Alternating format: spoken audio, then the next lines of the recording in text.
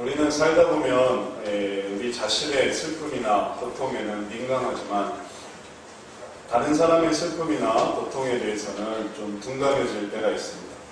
이웃집 사람, 혹은 또 저 강 건너 사람들, 혹은 지방에 있는 사람들이 어떤 슬픔을 당했다, 어려움을 당했다라는 소식이 우리들에게는 별로 와닿지 않는 그런 경우가 있습니다. 그거는 그 지방의 일이지, 그 지역의 일이지, 나랑은 상관없지 않은가. 그리고 나는 그러한 슬픔이나 고통에 별로 이렇게 연결되지 않고 또 나 자신의 감정 상태를 유지하게 되는 그런 경우가 많이 있습니다. 이 현대 사회 속에서 우리가 세상이 더 복잡해지고 또 더욱 분화되어지고 또 여러 가지 일이 있다 보면 더더군다나 그런 일들이 더 많아지는 것입니다. 예전에 어르신들 만나면 우리가 듣는 얘기가 이런 얘기가 있었습니다. 야, 너 길에 가면 몰라보겠다. 길에 가면 몰라보겠다는 게 아니라 이제는 만나도 몰라보는 그런 시대가 됐습니다. 만나도 몰라보는 거. 왜냐하면 하도 안 만나니까. 예전에는 자주 만나고 또 만나고 만날 일이 많았지만 이제는 그냥 다 사방에 흩어져 살고 그리고 각자의 일에 너무 분주하다 보니까 만남이 없고 그리고 또 그럴 때마다 또 더 서먹서먹하게 되는 것입니다.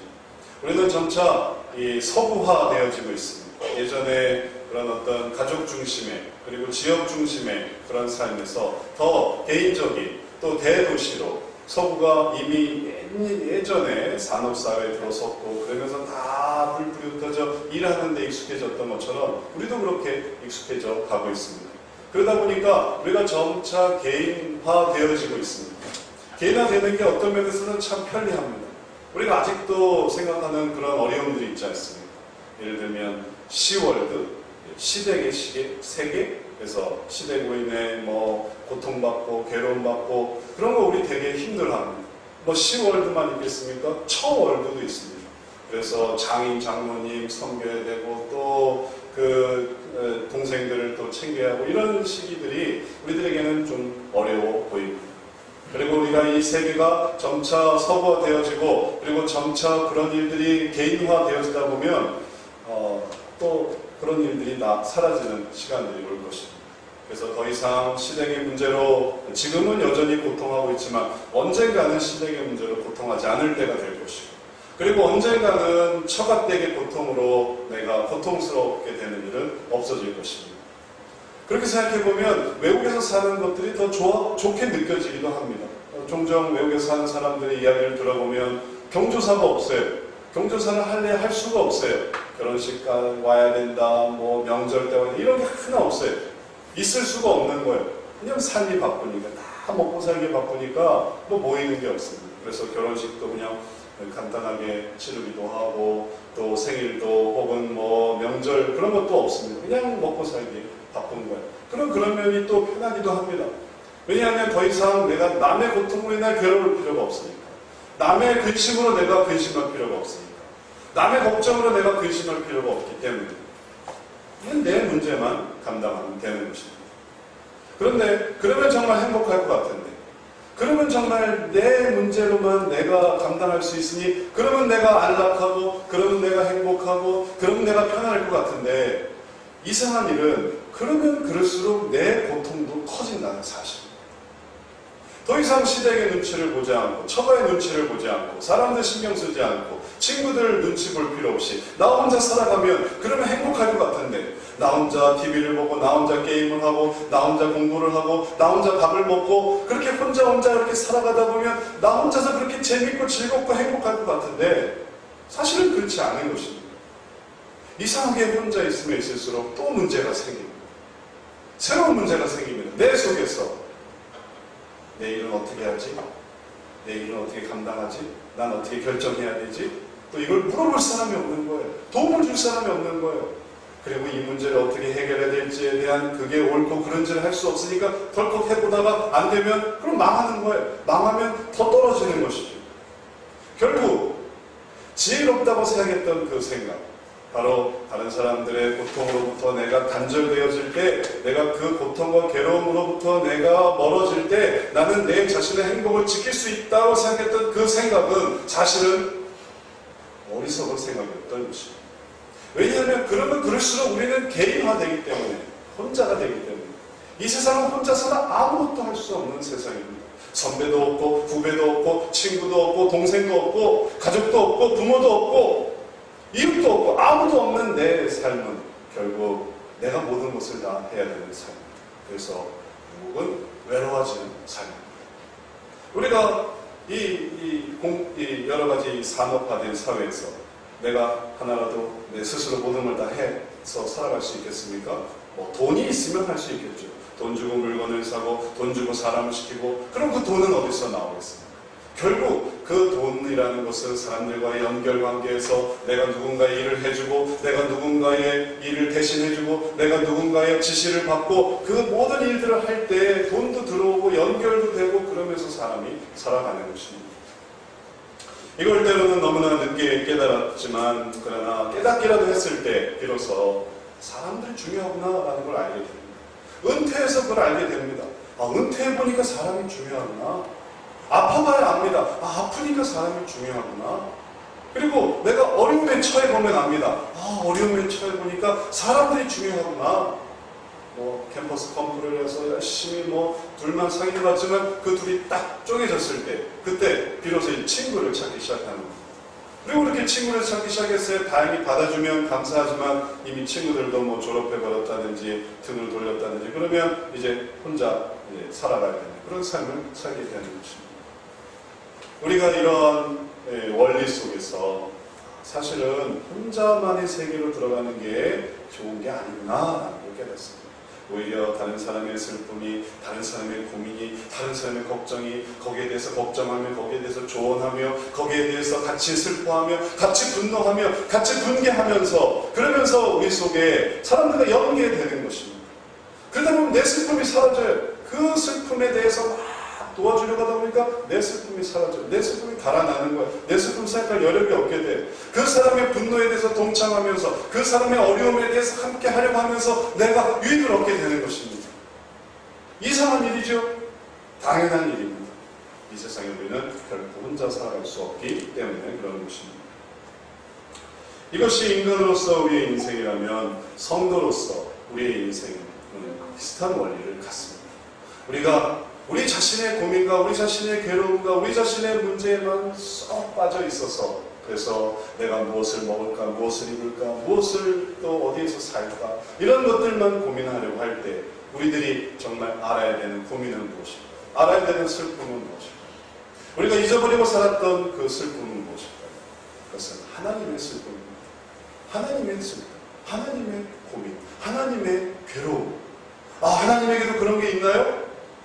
이제 이야기를 들어보시면 하나님이 얼마나 괴로워하셨고 슬퍼하셨고 그것 때문에 힘들어하셨는지를 보게 될 것입니다. 하나님의 입장에서.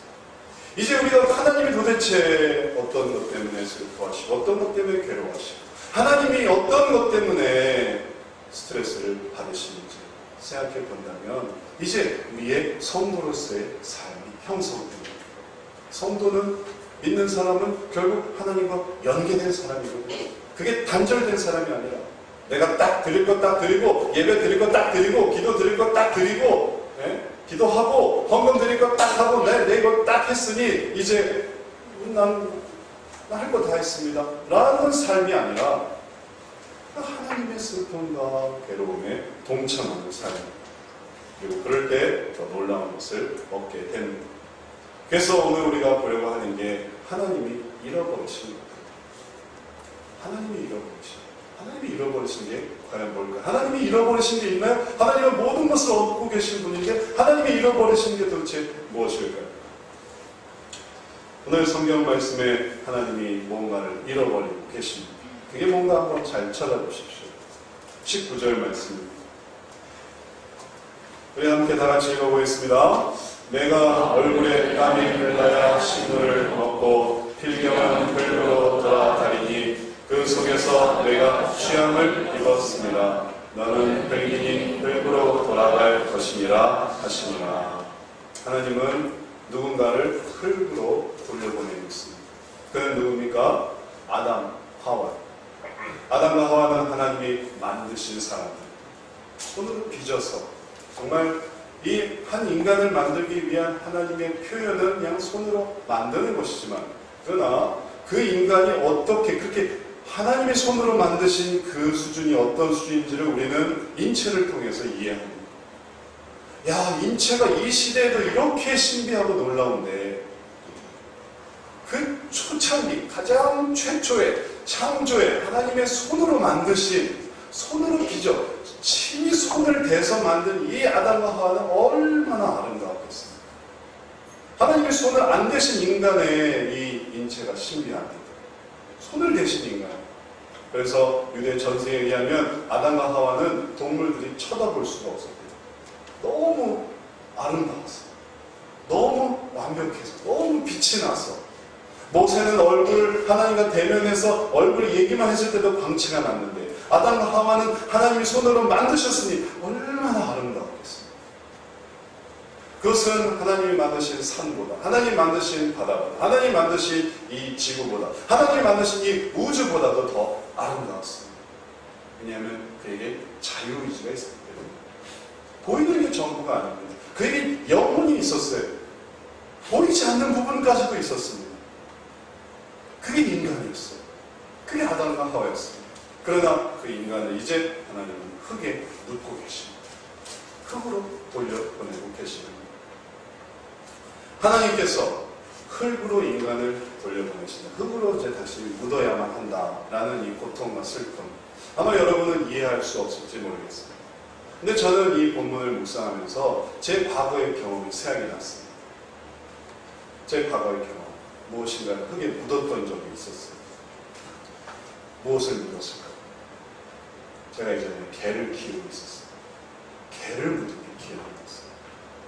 그 개는 강아지 때부터 이렇게 얻어가지고 개였어요. 너무너무 귀여웠어요. 그리고 너무너무 앙증맞았어요. 그리고 사진을 찍었는데 사진이 너무너무 예뻤어요. 그래서 같이 이제 자랐습니다.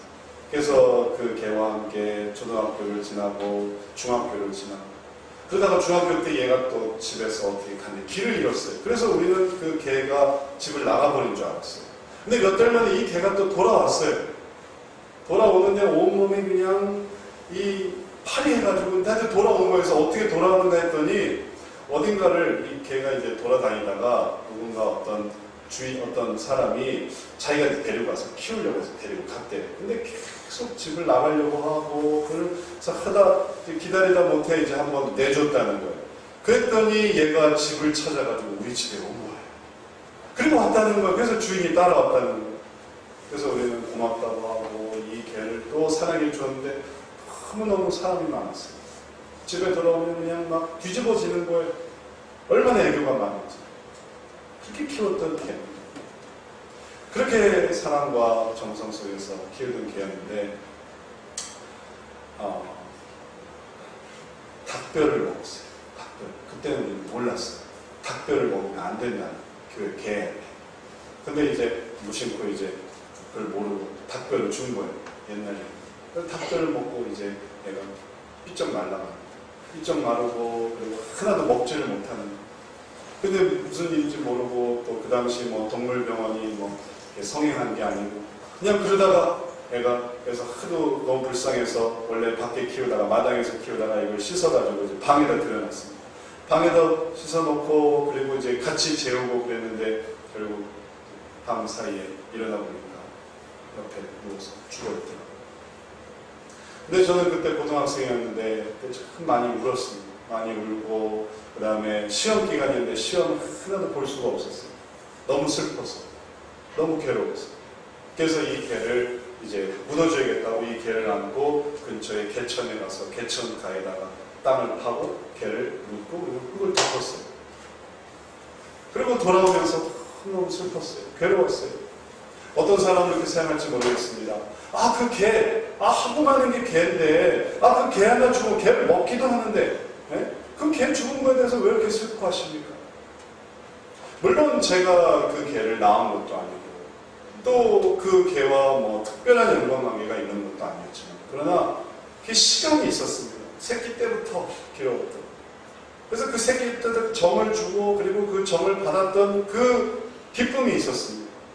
그리고 그 개의 그 역사는 또 나의 역사이기도 했습니다. 그래서 이제 이 개를 묻고 그 개를 흙에 묻고 이제 다시는 볼 수 없다는 것은 마치 내 지나갈 시간도 다시 돌아올 수 없는 그런 분위기였습니다. 그것을 대체할 수 있으리라고 생각할 수 없었습니다. 또 그러한 것은 유일한 것이었어요. 그 존재는 유일한 것이었어요. 우리는 동일한 일에 대해서 그렇게 얘기를 하기도 합니다. 때로 부모님이 먼저 돌아가시거나 혹은 자녀를 먼저 떠나보내거나 혹은 사랑하는 사람을 먼저 보내었을 경우에 많은 사람들 중에 다 부모를 잃기 마련이고 많은 사람들 중에 자녀를 잃고 또 자녀는 또 나오면 되고 사랑하는 사람은 또 새로 만들면 되고 그러나 그것은 진정한 그 슬픔을 알지 못하는 사람의 이야기일 뿐입니다. 그 슬픔을 없애려고 하는 것은 그건 슬퍼할 일이 아니에요. 왜 그런 거 가지고 슬퍼하세요? 그 슬픔은 아무것도 아닙니다. 그 슬픔의 가치를 떨어뜨리는 사람은 그 슬픔이 뭔지 모르는 사람이에요. 그러나 살다 보면 누군가를 정말 묻어버리게 될 때 묻을 수밖에 없어요. 그때 그 슬픔이 뭔지를 경험할 것입니다. 그리고 그 경험 속에서 그 슬픔이 그런 거였구나. 그렇게 크게 묻는다는 게 바로 그런 것이었구나 라는 것을 비로소 경험할 것입니다. 이제 하나님의 슬픔이 바로 여기 있습니다. 주님은 자기가 만드신 그 모든 것을 다 날리시게 된 것입니다. 그리고 그 모든 것을 다시 생명 없는 상황으로, 이전 상황으로 그렇게 귀하게 만들었지만 흙에서 나왔지만 이제 흙으로 돌아갈 수밖에 없는 상황이 된 것입니다.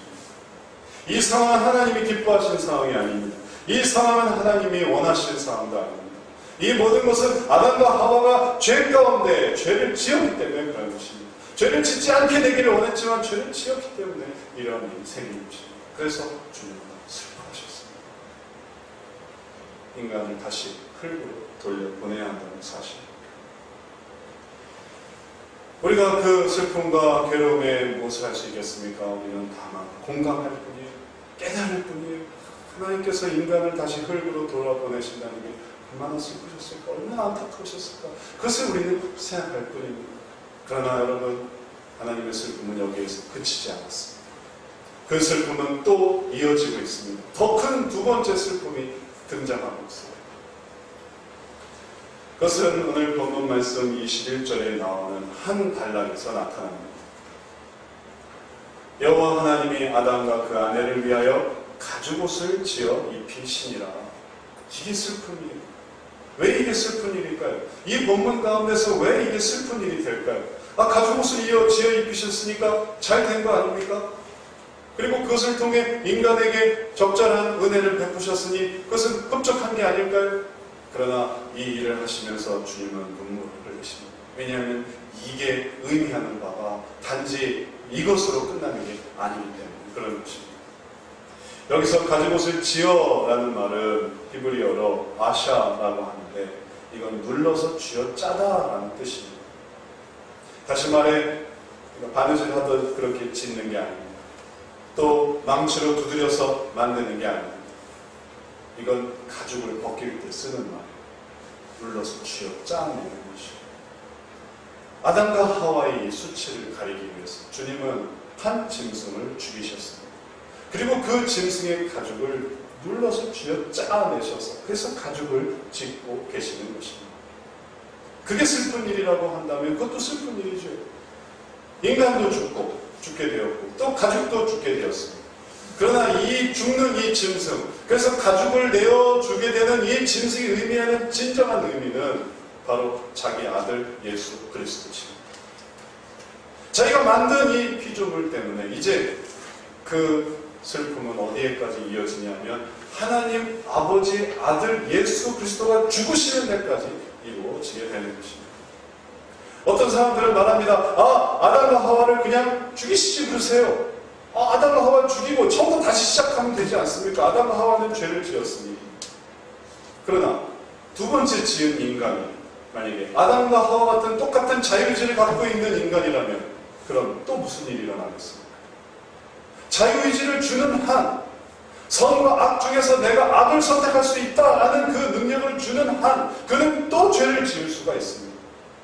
아담과 하와를 버린다 하더라도 두 번째 아담과 하와도 죄를 지을 수 있습니다. 그를 또 버린다 하더라도 세 번째 아담과 하와를 또 만난다 하더라도 그가 또 죄를 지을 수 있습니다. 이 반복은 아예 자유의지를 주지 않거나 아니면 이제 그 지은 죄를 대속하거나 둘 중에 하나밖에는 방법이 없는 것입니다. 이건 악순환 될 수밖에 없는 것입니다. 그래서 어떤 사람들은 그 자유의지를 없애는 편을 선택해달라고 요청하기도 합니다. 아예 자유의지를 주지 마세요. 그래서 우리가 자유의지가 없는 인간들을 종종 보지 않습니까? 악을 선택할 수 없는 인간들, 악을 선택하려야 할 수가 없는 인간들을 우리가 보지 않습니까? 그 모습이 좋습니까? 그렇게 되는 모습이? 그 불완전한 모습이? 그 온전치 않은 모습이? 때로는 우리는 그것을 슬퍼합니다. 그리고 우리는 또 완벽하기를 원해요. 선과 악을 할 수 있는, 악을 할 수 없는 인간이야. 때로 우리는 결국 자유의지를 원합니다. 그래서 주님은 우리에게 있어서 악을 선택할 수 있는 그 능력을 제거해버리지 않으시고 마치 개에게 짖을 수 있는 자유를 없애버리는 것처럼 혹은 번식할 수 없는 자유를 없애버리는 것처럼 고양이들에게 그렇게 우리들은 우리의 편의를 위해서 그렇게 그 피조물들에게 그런 일을 행하기도 하지만 주님은 그러지 않으셨어요. 주님은 온전하게 만드셨습니다. 그리고 택하신 게 그 죄를 대속하시는 것이에요. 그러니 제2의 아담, 제3의 아담은 나한테 필요가 없는 아담은 딱 하나뿐이었습니다. 그리고 그 아담과 하와가 비록 몸은 죽어도 영혼은 살아날 수 있게 하시기 위해서 그 죄를 대속하시는 방법으로 예수 그리스도를 희생하시는 것입니다. 예수 그리스도의 의미는 바로 그것입니다. 죄 없으신 이 세상에 오신 하나님의 아들이 아담과 하와 때로부터 생겨난 모든 인간의 죄를 다 지시는 것입니다.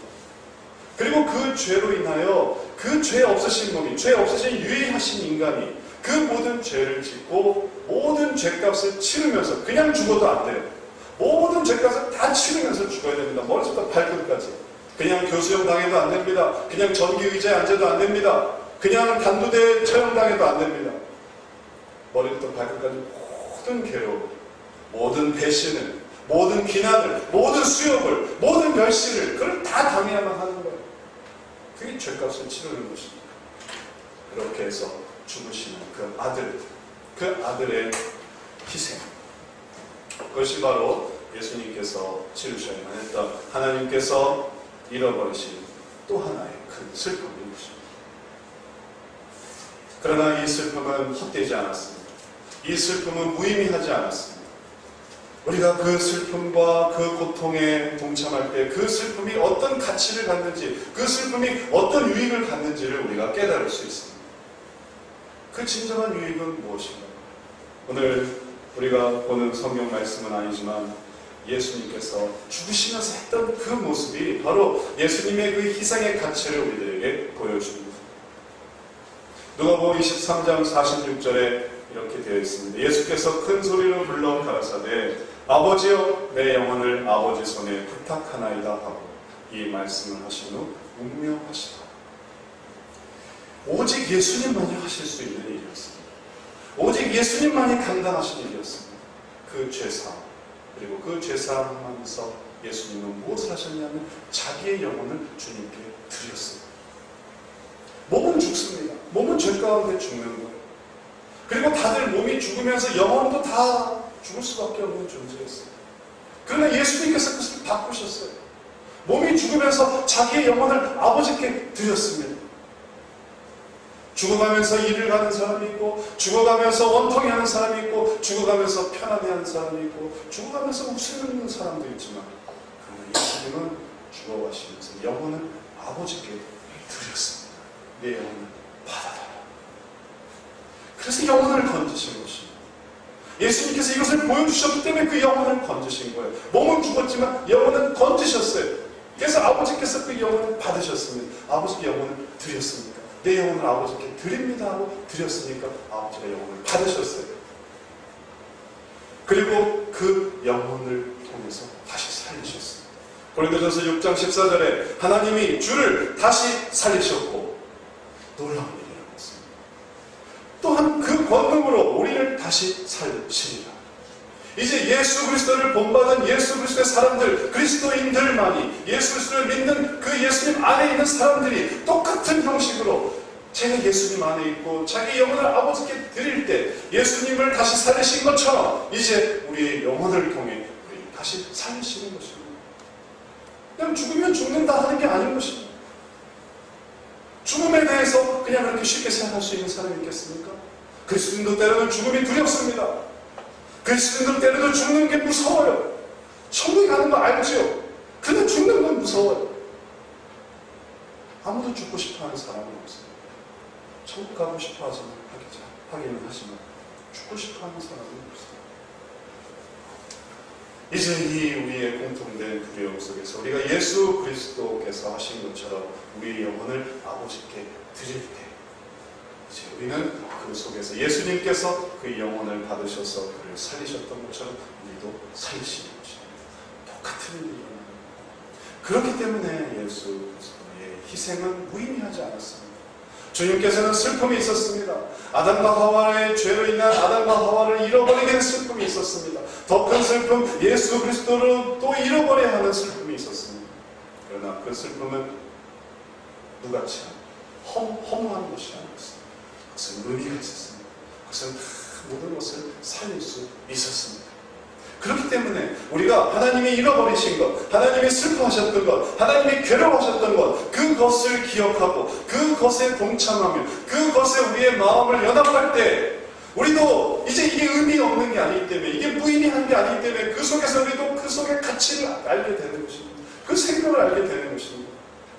때로 우리가 상처를 입고 아파하고 실패한 사람들에게 괜찮아? 그건 아무것도 아니야. 나는 그보다 더 심한 일도 당했어. 해서 그 슬픔을 꾹 눌러버리고 나서 또 괜찮아. 이 자녀 아니면 또 자녀가 나오면 되고, 이 사람이 아니면 또 사람을 만나면 되고, 또 이 일이 아니면 저 일을 하면 되고, 괜찮아 라고 한 다음에 우리에게 주어지는 것은 무엇이죠? 우리에게 주어지는 것은 오히려 큰 거리감. 그 슬픔에 동참하지 않았어요. 그 슬픔을 없앤다고 없앴는데, 격려한다고 했는데 오히려 그 슬픔에 동참하지 않기 때문에 우리는 더 누군가와 멀어집니다. 그러나 만약에 우리가 그 슬픔에 동참한다고 해보십시오. 그 고난에 동참한다고 해보십시오. 같이 기도하고, 같이 걱정하고, 같이 애를 쓰고, 같이 그럼 그 문제를 어떻게 해결할 수 있을까라고 애쓴다고 해보십시오. 그럼 결국 연합되는 것입니다. 함께 할 수 있는 것입니다. 그리고 나서 뭘 할 수 있을까요? 그가 정말 그 어려움에서 일어날 수 있었을 때, 그리고 또 새롭게 그 슬픔을 견디고 기쁨 가운데 들어서게 됐을 때, 그때 함께 기뻐하는 것입니다. 함께 기뻐해요. 함께 즐거워해요. 아, 좋은 소식이 들렸어요. 근데 그것이 내가 그냥 그런가 보다 했던 사람의 좋은 소식은 그런가 보다 하겠지.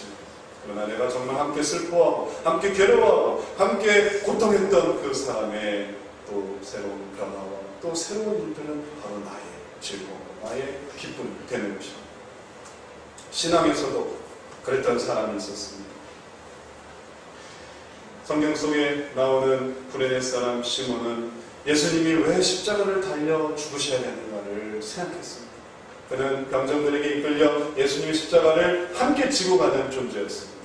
그럴 수밖에 없었습니다. 그러나 그런 일들을 하면서 예수님이 왜 죽으셔야만 했는가를 기억했습니다. 생각했습니다. 왜 이는 사람들의 멸시를 받으며 정말 선량하게 생기신 분이 왜 이렇게 애써 죽으셔야 하는가. 그냥 십자가만 덜렁 갖다 도와드리고 그리고 자기 길을 가게 하는 예수님을 생각했습니다. 예수님의 괴로움을 생각했습니다. 그리고 왜 그가 그렇게 죽으시는가 이유를 생각했습니다. 그리고 거기서 그는 자기를 위해 죽으신 예수님을 발견했습니다. 그 십자가가 바로 나 때문이었구나라는 것을 깨달았습니다. 불쌍하신 예수님에게서 고마우신 예수님으로 바뀌었던 것입니다. 그리고 그는 믿는 자가 되었습니다. 그리고 구레네 사람의 시몬의 가족은 하나님을 또 잘 믿는 그러한 가문이 되었습니다. 우리의 삶 속에 하나님이 잃어버리신 것, 하나님이 슬퍼하셨던 것, 하나님이 안타까워하셨던 것을 우리도 함께 안타까워하고 함께 괴로워하고 함께 슬퍼할 때 우리는 하나님의 기쁨에 동참합니다. 왜냐하면 하나님의 슬픔은 더 큰 기쁨을 향해 나아가는 과정 중에 있었던 것이기 때문에 그렇습니다. 그의 고난은, 그의 괴로움은, 그의 모든 잃어버리는 것은 오히려 더 많은 것을 얻기 위한 하나님의 크신 계획이었습니다. 그러니 그것을 괴로워하며 그것을 골몰해하며 또 그것이 어떻게 이루어지기를 원할 수 있을까? 그것을 생각할 때 하나님께서는 방법을 알려주세요. 우리가 하나님이 잃어버리신 것, 그것을 어떻게 하면 얻을 수 있겠습니까? 하나님이 이렇게 아담과 하와를 흙에 묻을 수밖에 없었는데 그 흙에 묻으신 그것을 대신해서 어떻게 하면 그 슬픔을 도와드릴 수 있겠습니까? 하는데 하나님은 말씀하세요. 네가 내게로 오면 된다. 말씀하십니다. 내가 아담과 하와를 완전히 대신할 수 없지만 그러나 아담과 하와의 그 죽음을 대신할 수 있는 그 기쁨은 바로 내가 하나님께 가는 거예요. 왜냐하면 결국은 내가 하나님 안에서 흙에 묻히는 걸 주님은 슬퍼하시기 때문에 아담과 같이 하와와 같이 내가 흙에 묻히게 될 그날을 주님은 괴로워하세요. 그러니 아담과 하와를 괴로워하시는 그 모습을 보면 주님 그럼 저는 그러지 않겠습니다. 저는 그냥 흙에 묻히지 않겠습니다. 저는 제 영혼을 주님께 드리겠습니다. 그 슬픔을 제가 치료해드리겠습니다. 제가 도와드리겠습니다 라고 할 때 바로 우리가 생명을 얻게 되는 것입니다. 피가 흙에 묻힌 사람이기 때문에 우리의 영혼이 주님을 찾아가게 되는 것입니다. 이 모든 일들이 하나님이 만드신 일들입니다. 이 모든 구원의 과정들이 하나님이 만드신 일들입니다. 남의 죽음과 남의 슬픔과 혹은 남의 어떤 고통과 괴로움에 우리가 상관없이 살아간다면 우리가 기쁠 것 같지만 그렇지 않은 거죠. 이제 하나님의 슬픔, 하나님이 안타까워하시는 것, 하나님이 죽어가는 자들을 안타까워하시는 것, 구원받지 못하는 자를 안타까워하시는 것에 대해서 우리가 그러거나 말거나 믿을 사람은 천지니까 교회는 많으니까 저 사람들 다 죽는다 하더라도 상관없지 라고 생각하는 우리의 마음속에 진정한 구원의 의미가 바로 우리가 그 슬픔을 깨닫고 우리가 슬픔에 동참하고 우리가 그 구원받는 한 사람이 될 때 비로소 그 슬픔에 동참하는 의미가 생기는 것입니다. 마지막으로 한 장면만 보고 이제 말씀을 마치도록 하겠습니다. 우리가 보는 오늘 본문 24절 말씀은 우리들에게 한 가지 길밖에 없음을 보여주고 있습니다. 이같이 하나님이 그 사람을 쫓아내시고 에덴 동산 동편 그룹들과 부르도는 화영검을 두어 생명나무의 길을 지키게 하시니라. 이 말씀이 의미하는 바가 무엇일까요? 하나님은 에덴 동산에서 사람들을 쫓아내시고 그리고 에덴 동산에는 그룹들과 화영검을 두어 생명나무의 길을 지키게 하셨습니다. 이제 인간은 자기가 노력해서 생명나무의 길을 찾아서 생명을 얻을 수가 없습니다. 스스로 아무리 의학이 발달했다 하더라도 아무리 달에 가는 세상이라 하더라도 아무리 화성을 간다 하더라도 아무리 불을 쌓는다 하더라도 우리는 생명을 살릴 수 없습니다. 생명으로 가는 길은 막혀져 있기 때문에 그런 것입니다. 이제 생명으로 가는 길은 딱 하나뿐입니다. 그것은 하나님뿐이에요. 하나님 이외에 우리가 선행으로, 우리가 노력으로, 우리가 뭔가를 어떤 업적으로 생명을 얻을 수 없습니다. 그리고 애초에 생명 얻기를 포기한 사람은 그건 말할 가치도 없습니다. 생명이 뭔지도 생각하지 않는 사람은 오히려 그게 들어가기를 원하는 사람들은 그는 이러쿵저러쿵 얘기하기도 힘듭니다. 정말 생명을 원하는 사람, 이제 이 생명 얻기를 죽음으로 끝이 아니기를 원하는 사람, 그 사람들에게 가는 길은 오직 하나입니다. 바로 하나님뿐입니다. 이제 우리가 하나님께로 나아갈 때 그때 하나님의 슬픔이 우리 앞에 기다리고 있습니다. 우리가 주님으로부터 떠나는 게 주님의 슬픔이었습니다. 우리가 주님으로부터 에덴 동산으로부터 인간이 떨어져 나오는 게 주님의 슬픔이었어요. 그래서 이제 다시 주님께로 돌아가고 싶습니다. 에덴 동산으로 돌아가고 싶습니다. 그래서 그 슬픔이 아닌 그 기쁨이 되기를 원합니다. 내가 주님의 기쁨이 되기를 원합니다 라고 소원할 때 이제 하나님께로 나아가볼게요. 그때야 비로소 다시 하나님을 만나서 구원의 길로 생명의 길로 가게 되는 것입니다.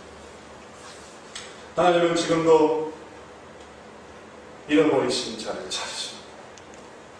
그것이 바로 우리 길입니다. 우리들이 그 잃어버린 한 사람들로서 하나님께로 나아가고자 그 슬픔에 동참할 때 이제 우리들은 그 기쁨에 동참하게 될 것입니다. 하나님이 잃어버리신 그것은 무의미한 게 아니고 무가치한 게 아니고 하나님 안에서 소득이 있었기 때문에 우리를 하나님은 이끌어 주실 것입니다. 하나님께 나아가 생명을 얻고 그 슬픔에 동참해서 우리의 구원을 얻는 우리 모두 되시기를 주의 이름으로 축원합니다. 기도하겠습니다. 사랑의 하나님, 하나님께서 우리들을 불러주시고 또 우리들에 위해 길을 열어주심을 감사드립니다. 이제 우리의 마음속에 주님을 보게 해 주옵소서. 우리들 마음속에 우리의 슬픔이 아닌 주님의 슬픔을 보게 해 주옵소서. 우리의 안타까움보다 주의 안타까움을 보게 해 주옵소서.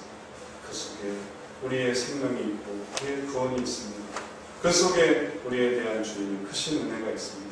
그 은혜로 더욱 나아가는 귀한 삶, 귀한 신앙, 또 귀한 생명 얻게 하여 주옵소서. 예수 그리스도의 이름으로 기도드렸사옵나다.